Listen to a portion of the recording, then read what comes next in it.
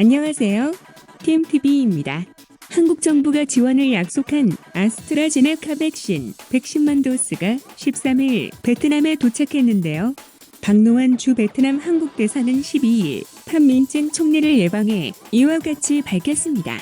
박 대사와 진 총리는 이 자리에서 코로나19 백신 추가 지원과 양국 간 국제선 전개항공편 재개 및 백신 여권 상호 인정 문제 등을 논의했다고 전해졌습니다. 글로벌 백신 부족과 한국도 백신 수급에 어려움이 있었지만 한국 정부가 베트남에 백신을 지원하는 것은 이번이 처음이자 첫 해외 지원 사례로 그동안 한국 교민들의 접종을 위해 노력해준 베트남 정부에 감사를 표하고 베트남을 중요한 경제 파트너로 인식하고 있다는 것을 반증하는 것이라는데요. 이날 박 대사는 한국 정부가 조만간 백신 추가 지원을 포함해 의료 및 방역 지원을 계속할 것이라고 밝혔습니다. 진 총리는 양국의 협력 관계가 발전하고 심화된 것을 높이 평가하며 베트남이 백신 외교를 통해 전체 인구에 대한 예방 접종을 가속화하고 코로나19에 안전하게 적응할 수 있는 기반을 마련하겠다고 약속했으며 기업의 생산과 사업을 회복해 일상으로 신속히 복귀할 수 있도록 최선을 다할 것을 거듭 강조했습니다. 이날 양측은 코로나19 백신과 치료제 및 전염병 퇴치, 제약산업 발전과 의료 역량 제고에 있어 상호간 협력과 지원을 심도 있게 논의했다는데요. 특히 국제선 전개항공편을 곧 재개하고 백신 여권의 상호 인정, 경제활동 정상화 및 상품 공급망의 안정에 기여하는 데 협력할 것을 재확인했습니다.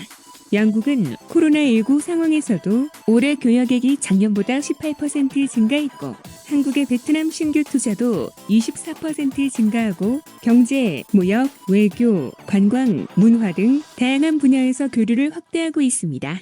이번 한국 정부의 지원은 지난달 21일 유엔 총회 참석차 뉴욕을 방문한 문재인 대통령과 응한 선푸 국가주석의 회담에서 문 대통령이 약속한 내용이라고 전했습니다. 한편 베트남의 코로나19 상황이 다소 안정되면서 이런저런 사정으로 잠시 한국에 나가 있던 교민들이 속속 베트남으로 복귀하고 있다는데요. 호치민시 총영사관 관계자에 따르면 정확한 수치는 나오지 않았으나 코로나 4차 대유행 이후 베트남 거주 한인 숫자가 적어도 30% 이상 빠진 것으로 추정되고 있습니다. 10월 현재 한국에서 베트남으로 들어오는 항공편은 대한항공이 매주 목요일, 아시아나항공이 격주 목요일과 토요일에 있습니다. 개별 입국 신청을 대행해주고 있는 하나투어 관계자는 최근 베트남 호치민시와 하노이로 들어오는 한국인들이 편당 200명 이상 되는 것 같다. 신청자들도 계속 늘어나고 있어 이 정도면 항공편을 더 늘려도 될 것 같다고 전했습니다.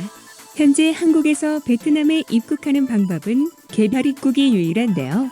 노동허가증 및 거주증의 유무와 상관없이 인민위원회와 출입국 사무소의 입국 승인을 받기 위해서는 베트남 현지 초청회사가 있어야 하며 제출해야 하는 모든 서류는 공증도 필수입니다. 심지어 이미 발급받은 노동허가증과 거주증도 사본을 공증받아야 합니다.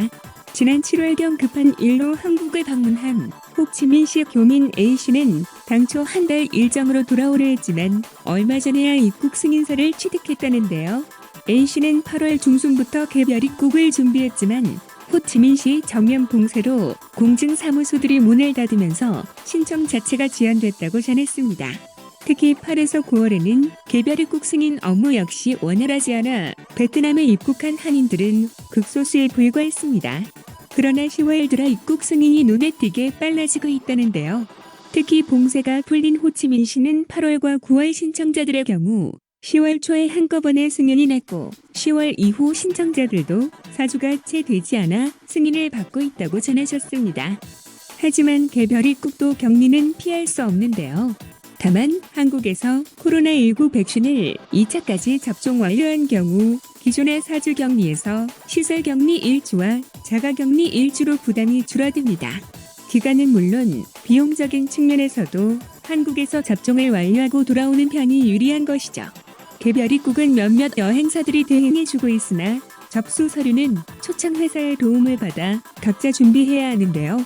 승인이 나면 인민위원회 승인서와 출입국 사무소 승인서를 받게 되는데 이 밖에도 입국 전에 해외 질병보험증서, 코로나19, PCR 검사 결과지 등이 필요합니다. 또한 입국 전 챙겨야 할 또 한 가지는 온라인을 통해 베트남 감염 신고서를 작성한 뒤 QR코드를 받아야 합니다. 베트남의 코로나 4차 대유행이 터지기 전까지 한인회 등이 주관했던 단체 특별 입국은 현재 진행이 중단된 상태인데요. 단체 특별 입국은 개별 입국과 달리 승인 절차가 간소했습니다. 이에 여전히 많은 한인들이 단체 특별 입국 재개를 기다리고 있기도 한데요. 과거 단체 특별 입국은 한인회가 취합한 명단을 총영사관이 베트남 총리실에 올려 특별 승인을 받아 진행되어 왔습니다. 그러나 최근 입국 승인 업무가 각 지방 당국에 이름되면서 총리실 측이 직접 승인의 난색을 표하고 있으며 다소 절차와 시간이 걸리더라도 개별 입국이 진행되고 있는 만큼 단체 특별 입국이 재개되기는 어려운 상황이라고 합니다. 하지만 베트남에 입국하더라도 국제 결혼을 위해서는 해결되어야 할 문제가 한 가지 더 존재하는데요. 국제 결혼을 하기 위해서는 대사관 방문 등의 이유로 지역 간 이동이 필요한 상황이 있는데요.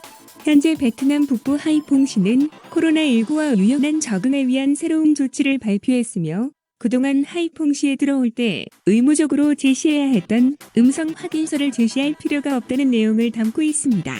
하지만 여전히 특정 지역에서 돌아오는 사람들은 의료격리와 코로나19 검사가 필요한데요. 초고위험 지역에서 돌아오는 사람들은 상황에 따라서 자가에서 7일 격리를 하거나 7일간 집중 의료격리를 한 뒤 7일 동안 자가격리를 추가로 실시해야 하기도 합니다. 또한 백신 접종 여부에 따라 14일간의 집중 의료격리와 3차례의 코로나19 검사를 실시하기도 합니다. 그린존 지역에서 돌아오는 사람들은 집중 의료격리가 아닌 자가격리를 실시하게 되는데요. 상황에 따라 7일이나 14일의 격리와 1회 또는 3회의 코로나19 검사를 받게 됩니다.